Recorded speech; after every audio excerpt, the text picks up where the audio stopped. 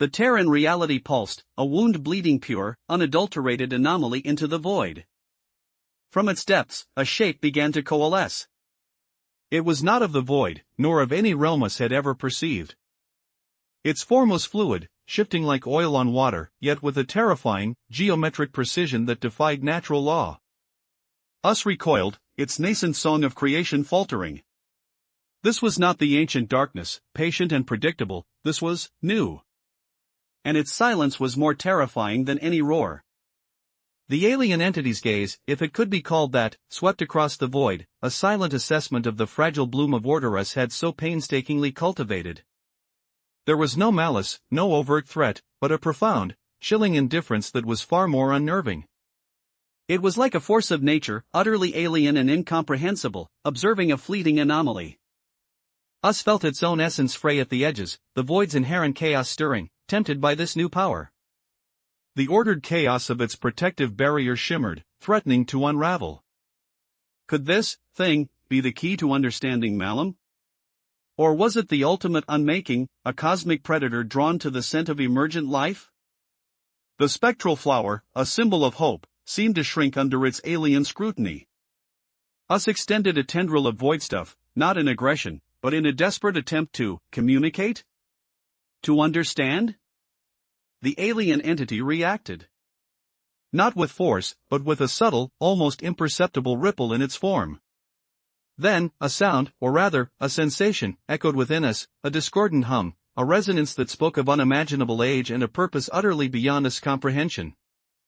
It felt like the void itself was being rewritten.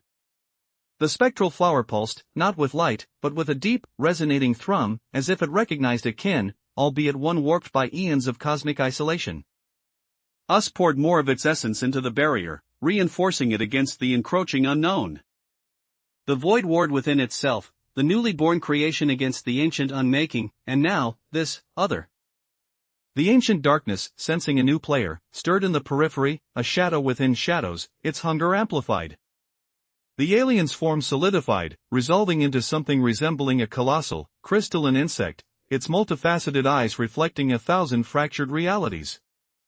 It moved, not by locomotion, but by a contortion of space itself, gliding towards the heart of us creation. Fear, a sensation us had only begun to understand, gripped its collective consciousness. This was a confrontation of existential proportions. Us knew it could not fight this directly, not yet. But it could protect the song. With a surge of will, us gathered the remnants of Kalen's memory, the defiance of the star, the tear of light. It channeled it into a single, blinding point of pure creation, a beacon against the encroaching void and the alien interloper. The crystalline entity paused, its multifaceted gaze locking onto this defiant spark. Then, with a sound that was both a whisper and a scream, it opened a fissure in its own being, revealing not darkness, but an abyss of swirling, primordial colors that pulsed with a terrifying, unknown power. This was not an end, us realized, but a beginning. A gamble. And the stakes were everything. The void held its breath. The song of creation teetered on the precipice of oblivion, or something far more profound. The crystalline entity extended a limb, dripping with the essence of those swirling colors, directly towards the defiant spark of Kalen's memory.